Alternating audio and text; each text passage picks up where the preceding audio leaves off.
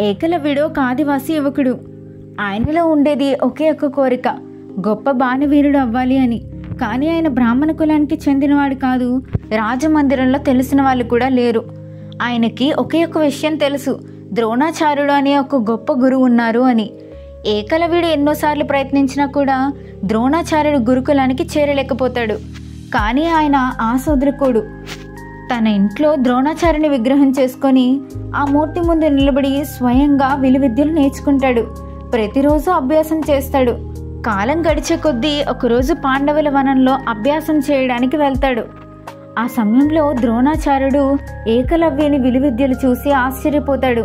ఏకలవ్యుల్ని ఇలా రమ్మని పిలుస్తాడు. ఏకలవ్యుడు వచ్చి ముందు నిలబడతాడు. అప్పుడు ద్రోణాచార్యుడు ఆశ్చర్యంతో ఇలా అంటాడు, నువ్వు ఎవరిని గురువుగా తీసుకున్నావు? ఎవరు చెప్పారు నీకు ఈ విలువిద్యలన్నీ అని? ఏకలవ్యుడు ఇలా చెప్తాడు, మీరే నా గురువు. మీ మూర్తిని నిలబెట్టుకొని మీ రూపం చూస్తూ నేను విద్యలన్నీ నేర్చుకున్నాను అని. ద్రోణాచార్యుడికి నెమ్మదిగా భయం పుడుతుంది. ఇతను అర్జునుడి కన్నా గొప్ప వీరుడవుతాడు. కానీ అర్జునుడు నా ఆత్మీయుడు, రాజకుమారుడు, అలాగే ప్రముఖ శిష్యుడు. అందుకే అర్జునుడికి ఎలాగైనా గొప్ప స్థానాన్ని ఇవ్వాలని ద్రోణాచార్యుడు ఇలా అంటాడు, నువ్వు నన్ను గురువుగా తీసుకున్నావు, అప్పుడు గురుదక్షిణ ఇవ్వాలి కదా అని. నువ్వు నీ కుడి చేతికున్న బొటన వేలును నాకు ఇవ్వాలి అని. ఏకలవ్యుడు ఒక్క క్షణం కూడా ఆలోచించకుండా ఆ బొటన వేలుని తెంపి అక్కడికక్కడే ఇచ్చేస్తాడు.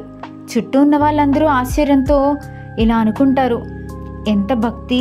ఇంకా ఎలాంటి డివోషనల్ స్టోరీస్ కావాలో కింద కామెంట్ చేసేయండి. నేను నీట్గా ఎక్స్ప్లెయిన్ చేసిస్తాను. సబ్స్క్రైబ్.